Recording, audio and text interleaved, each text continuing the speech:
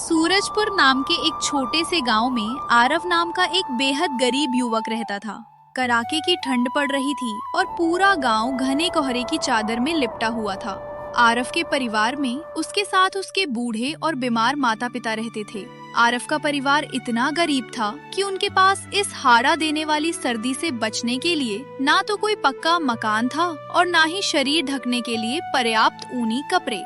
उनके पास अपनी कोई जमीन नहीं थी और ना ही खाने का कोई पक्का साधन। आरव दिन भर इस ठिठुरती ठंड में दूसरों के खेतों में मजदूरी करता और खून पसीना एक करके जो थोड़ा बहुत कमा पाता उसी से अपने परिवार का पेट भरता। अपने बेटे को इस जानलेवा सर्दी में इतनी मेहनत करते देख आरव के माता पिता का मन दुख से भर जाता। वे अक्सर अलाव के पास बैठकर आपस में बातें करते। हमारे पास ना अपना घर है और ना ही जमीन है। हमारा बेटा दिन भर बर्फीली हवाओं के बीच दूसरों के खेतों में खटता है और बदले में उसे बहुत कम पैसे मिलते हैं। हम दोनों बुढ़ापे में अपने बेटे पर बोझ बन गए हैं। आरव उनकी बातें सुन लेता और मुस्कुराते हुए उन्हें समझाता। माँ, बाबूजी, आप परेशान मत होइए, भगवान सब देख रहा है। मैंने कभी किसी का बुरा नहीं किया, हमेशा ईमानदारी से मेहनत की है। मैंने बचपन से गरीबी की ये सर्द रातें देखी हैं, पर मैंने कभी हार नहीं मानी। मुझे यकीन है कि एक दिन सूरज निकलेगा और हमारी जिंदगी से ये गरीबी का कोहरा हमेशा के लिए हट जाएगा। आरव हमेशा सोचता था कि आज भले ही वक्त की हवाएं उसके खिलाफ चल रही हों, लेकिन अगर वो लगातार मेहनत की आग में तपता रहेगा तो एक दिन उसकी किस्मत की बर्फ जरूर पिघलेगी और सारे दुख खत्म हो जाएंगे। एक दिन आरव गांव के जमींदार सेठ हरीराम के खेत पर काम कर रहा था। ठंड बहुत ज्यादा थी। सेठ हरीराम खेत के किनारे एक सूखे पेड़ के नीचे एक छोटी सी सिगड़ी जलाकर उदास बैठे थे। आरव अपने काम में लगा था, कुदाल चला रहा था। तभी उसकी नजर सेठ पर पड़ी। उसने देखा कि सेठ हरीराम बहुत ही ज्यादा उदास हैं और किसी गहरी चिंता में डूबे हुए हैं, जैसे उनके मन में कोई तूफान चल रहा हो। सेठ को इतना परेशान देख आरव तुरंत अपना काम छोड़कर उनके पास गया और हाथ जोड़कर बोला, क्या हुआ मालिक, आप आज बहुत बुझे बुझे से लग रहे हैं। मुझे ऐसा लग रहा है जैसे आप किसी बहुत बड़ी चिंता में हैं। क्या कोई बात हुई है? मुझे बताइए, क्या पता मैं आपकी कोई छोटी मोटी सहायता कर सकूं। आरव की बात सुनकर सेठ हरीराम को गुस्सा आ गया। वे ठंड से वैसे ही कांप रहे थे। झुंझलाकर बोले, अरे जा भाई, तू मेरी क्या सहायता करेगा? तू खुद अपनी सहायता तो कर नहीं पा रहा। अगर तू किसी की मदद करने लायक होता तो क्या आज इस कड़कड़ाती ठंड में 2 वक्त की रोटी के लिए मेरी जमीन पर मजदूरी कर रहा होता? चल जा यहाँ से, अपना काम कर और मेरा दिमाग मत खा। आरव ने उनकी कड़वी बातें सुनी, लेकिन उसे बुरा नहीं लगा। उसने बहुत ही विनम्रता से कहा, सेठ जी, ऐसा नहीं है, ये सब वक्त की बात है, सब किस्मत का खेल है।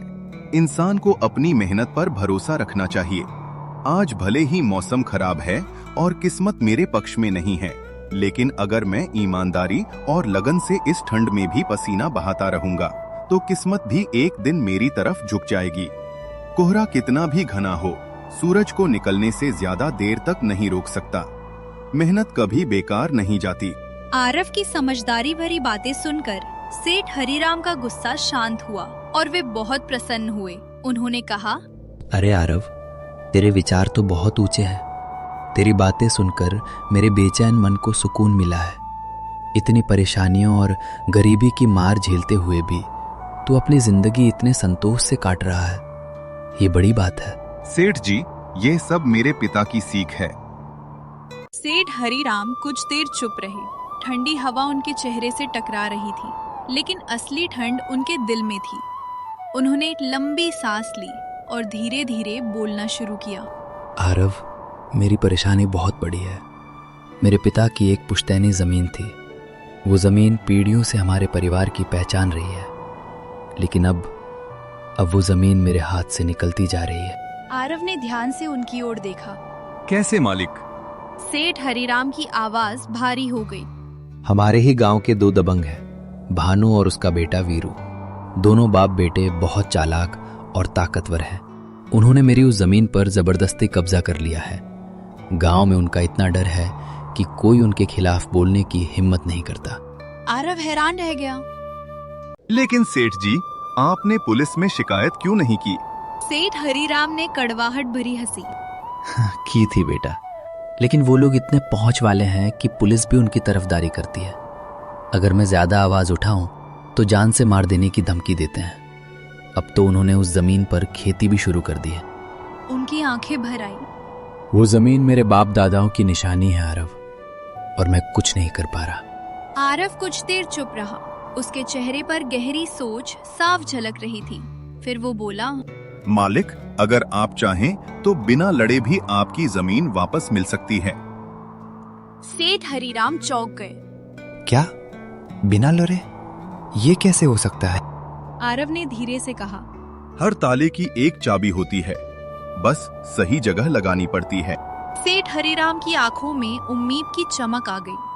अगर ऐसा हो गया आरव, तो मैं जिंदगी भर तेरा एहसान मानूंगा। जो जमीन मेरी होगी उसका एक बड़ा हिस्सा तेरा होगा। आरव ने हाथ जोड़ दिए। नहीं मालिक, मुझे कुछ नहीं चाहिए। आपकी मदद करना ही मेरे लिए काफी है। अगले दिन सुबह सुबह आरव गांव के उस हिस्से की ओर चल पड़ा जहां भानु और वीरू का कब्जा था। वहां दोनों आग ताप रहे थे। आरव ने पास जाकर नम्रता से कहा, नमस्कार सेठ जी। भानु ने आंखें तरेरी। कौन है तू? मैं पास के गांव से हूँ, काम की तलाश में घूम रहा हूँ। सुना है आप बहुत बड़े जमींदार हैं, इसलिए आपके पास आ गया। काम? यहाँ कोई काम नहीं है, जा कहीं और। आरव थोड़ा झुका और बोला, सेठ जी, मैं मेहनती मजदूर हूँ, खेत का हर काम जानता हूँ। ठंड बहुत है, अगर थोड़ा काम मिल जाए तो 2 वक्त की रोटी मिल जाएगी। भानु उसे घूरने लगा। हमें किसी की जरूरत नहीं है। आरव मुड़ने लगा, फिर ऐसे बोला जैसे यूं ही कह रहा हो। अच्छा, मैंने तो सुना था कि आप दोनों गांव के सबसे बड़े दिलवाले जमींदार हैं, मजदूरों का बहुत ख्याल रखते हैं। सेठ हरीराम तो आपकी बहुत तारीफ कर रहे थे। भानु चौंक गया। हरीराम हमारे बारे में क्या कह रहा था? आरव ने बात घुमा दी। कह रहे थे कि आप बहुत अच्छे मालिक हैं, मजदूरों को खुलकर मजदूरी देते हैं, इसलिए मैंने सोचा यहाँ कोशिश कर लूं। ये सुनते ही भानु का सीना चौड़ा हो गया। हाँ, ये बात तो सही है। हम मजदूरों का पूरा ध्यान रखते हैं। ठीक है, कल से आ जाना, काम मिल जाएगा। आरव ने झुककर धन्यवाद किया और चला गया।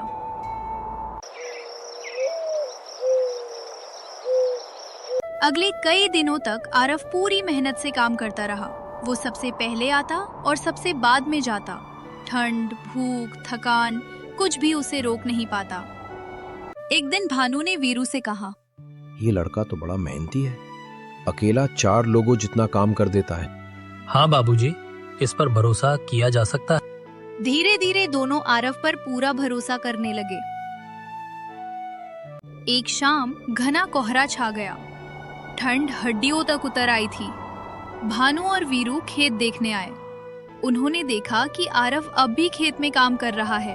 भानु बोला, अरे आरव, अब तो रात हो गई, घर जाओ। आरव ने मुस्कुराकर कहा, सेठ जी, घर में बूढ़े माँ बाप हैं, काम नहीं करूंगा तो चूल्हा कैसे जलेगा। ठीक है, लेकिन ज्यादा देर मत रुकना। दोनों चले गए। उसी रात खेल शुरू हुआ। उस रात कोहरा बहुत घना था। चारों तरफ सन्नाटा फैला हुआ था। ठंडी हवा हड्डियों में उतर रही थी। खेत में सिर्फ झींगुरों की आवाज सुनाई दे रही थी। आरव अकेला खेत में खड़ा था। उसने चारों ओर देखा, फिर धीरे धीरे जमीन खोदने लगा। कुछ ही देर में जमीन के अंदर से एक बड़ा गड्ढा बन गया। आरव ने पास में पहले से छिपाकर रखी हुई हड्डियों की गठरी निकाली और सावधानी से गड्ढे में रख दी। फिर ऊपर से मिट्टी डाल दी जैसे कुछ हुआ ही ना हो। काम खत्म करके वो चुपचाप वहाँ से चला गया। अगली सुबह जैसे ही सूरज निकला, भानु और वीरू खेत देखने पहुँचे। जैसे ही उन्होंने खेत के एक हिस्से को देखा, उनके पैरों तले जमीन खिसक गई। ये क्या है? वीरू चीख पड़ा। जमीन के एक हिस्से में मिट्टी धसी हुई थी और अंदर से मानव कंकाल साफ दिखाई दे रहा था। भानु का चेहरा सफेद पड़ गया। ये लाश यहाँ कैसे आई? उसी वक्त गांव में खबर फैल गई। लोग जमा होने लगे। किसी ने पुलिस को भी सूचना दे दी। थोड़ी ही देर में थानेदार सिपाहियों के साथ पहुंच गया। ये किसकी जमीन है? थानेदार ने कड़क आवाज में पूछा। भानु घबराकर बोला, साहब ये हमारी जमीन है। थानेदार ने गड्ढे की ओर देखा। तो फिर ये लाश क्या कर रही है यहाँ? भानु और वीरू कांपने लगे। साहब हमें कुछ नहीं पता, हमें फंसाया जा रहा है। थानेदार गुस्से में बोला, बहुत कहानियां सुनी है मैंने। पहले लोगों को मारते हो, फिर जमीन में गाड़ देते हो, अब बोल रहे हो कुछ पता नहीं। भीड़ में खड़ा आरव चुपचाप सब देख रहा था। थानेदार ने सख्ती से कहा, इस जमीन से लाश मिली है। जब तक जांच नहीं होगी तुम दोनों थाने चलोगे। ये सुनते ही वीरू रोने लगा। साहब हमें मत ले जाइए, हमने कुछ नहीं किया। भानु डर के मारे कांप रहा था। हम बेकसूर है साहब, हमें बचा लीजिए। तभी आरव आगे आया और बोला, साहब एक बात कहूं? थानेदार ने उसे घूर कर देखा। बोलो। आरव ने बड़ी मासूमियत से कहा। मुझे लगता है कि ये जमीन इनकी नहीं है। थानेदार चौंका। क्या मतलब? आरव बोला, मैं कुछ दिनों से यहाँ काम कर रहा हूँ। पहले ये जमीन सेठ हरिराम की थी, बाद में इन लोगों ने इस पर कब्जा कर लिया। ये सुनते ही भानु घबरा गया। झूठ बोल रहा है ये, झूठ। अगर आप चाहें तो सेठ हरिराम को बुला लीजिए, सच्चाई सामने आ जाएगी। थानेदार ने सिपाही को आदेश दिया। जाओ सेठ हरिराम को लेकर आओ। कुछ ही देर में सेठ हरिराम वहां पहुंच गए। उनके साथ गांव के सरपंच भी थे। सरपंच ने पूछा, क्या मामला? थानेदार ने पूरी बात बता दी। सरपंच ने भानु की तरफ देखते हुए कहा, तुम तो कह रहे थे कि ये जमीन तुम्हारी है, फिर अब क्यों पलट रहे हो? भानु घबरा गया। सरपंच जी, हमने मजबूरी में झूठ बोला। सरपंच ने सख्ती से कहा। सच साफ साफ बोलो। भानु की हिम्मत टूट गई।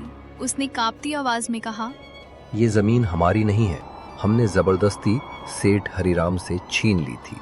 ये सुनते ही भीड़ में हलचल मच गई। सेठ हरिराम की आंखों में आंसू आ गए। सरपंच ने गुस्से में कहा, तो फिर ये लाश? भानु डरते डरते बोला, हमें नहीं पता साहब, सच में नहीं पता। तभी आरव ने धीरे से कहा। सरपंच जी, ये लाश असली नहीं है। सब हैरान रह गए। क्या? सरपंच चौंक पड़ा। आरव बोला, ये जानवरों की हड्डियां हैं। हमने डर पैदा करने के लिए इन्हें यहाँ रखा था। सबकी नजरें आरव पर टिक गईं। सेठ हरिराम भी चौंक गए। आरव, ये सब? आरव ने सिर झुका लिया। हाँ मालिक, ये सब मैंने आपकी जमीन वापस दिलाने के लिए किया।